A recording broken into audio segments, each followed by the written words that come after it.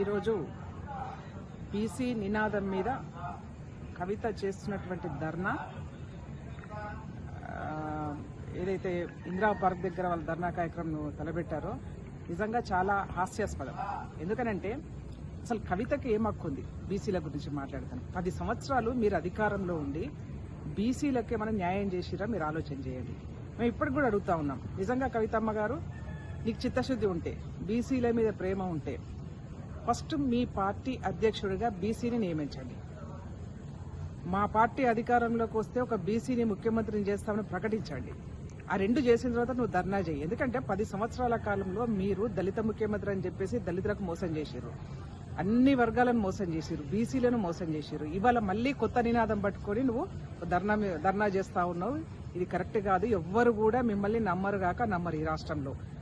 నీకు లిక్కరు కేసులో నువ్వు అరెస్ట్ అయినప్పుడే ఈ తెలంగాణ రాష్ట్ర ప్రజల యొక్క మనోభావాల్ని దెబ్బతీసే విధంగా నువ్వు చేసినటువంటి కార్యక్రమం ఏదైతే ఉందో అది ప్రజలందరూ కూడా తలదించుకునే విధంగా ఉంది. ఇవాళ మళ్ళీ అప్పుడు 33% మహిళలకు రిజర్వేషన్ అని చెప్పేసి ఒక నాటకం ఆడినావు. ఇవాళ మళ్ళీ కొత్తగా బీసీలు అని చెప్పేసి నాటకం ఆడుతున్నావు. అంటే తెలంగాణ రాష్ట్రంలో బీసీల గురించి, మీ పార్టీలో బీసీల గురించి మాట్లాడుకోవడానికి ఒక బీసీ నాయకుడు లేడా? ఎందుకు అంటే వాళ్ళ హక్కులు కూడా మీరే హరిస్తారా? బీసీల గురించి మాట్లాడేదానికి కూడా నోరు మూయించేసి ఇవాళ మీరే ఆ నినాదాన్ని పట్టుకొని చేస్తా ఉన్నారు. కాంగ్రెస్ పార్టీకి పూర్తిగా చిత్తశుద్ధి ఉంది. కాంగ్రెస్ పార్టీ ఒక రాష్ట్రానికి బీసీని అధ్యక్షునిగా చేసింది మహేష్ కుమార్ గౌడ్ను. ఇవాళ మా పార్టీలో బీసీలకు ఒక పెద్దపీట వేస్తా ఉన్నాం. అంతేగాని మీలాగా కాదు. అనవసరమైనటువంటి నాటకాలు బంద్ చేసి మీరు ప్రజలకు చేసినటువంటి 10 సంవత్సరాల కాలంలో మేము బీసీలకు ఏమి చేయలేకపోయినామని చెప్పేసి క్షమాపణ కోరమని చెప్పేసి కోరుతా ఉన్నా. నువ్వు ఇలా చేస్తున్నావు ధర్నా, ఆ ధర్నా చౌక్ను కూడా బంద్ చేసినటువంటి ఘన చరిత్ర మీదే. ఆ ధర్నా చౌక్ను ప్రజాస్వామిక హక్కుల్ని పూర్తిగా కాలరాసినటువంటి పార్టీ మీది.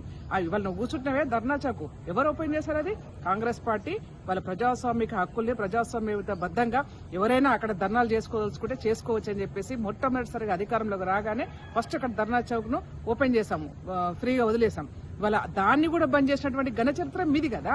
అందుకనే ఎట్లాగో మీరు ఆయన అసెంబ్లీకి రాడు, ప్రజల్లోకి రాడు, ప్రతిపక్షంలో ఉండి ఫామ్ హౌస్ లో ఉంటా అని చెప్పేసి స్పష్టంగా చెప్తా ఉన్నారు. నిన్నగాక మొన్న మీ అన్న కూడా చెప్పినాడు, మేము ప్రజలు తీర్పు ఇవ్వలేదు కాబట్టి మేము ఫామ్ హౌస్ కే పరిమితమని చెప్పి మాట్లాడినారు. కాబట్టి ఇప్పటికైనా వాలంటరీ రిటైర్మెంట్ గా మీ నాన్న తీసేసి మీరే ఒక బీసీ అధ్యక్షును, తెలంగాణ రాష్ట్ర సమితికి బీసీ అధ్యక్షుని నియమించాలని చెప్పేసి సూచనిస్తా ఉన్నాం.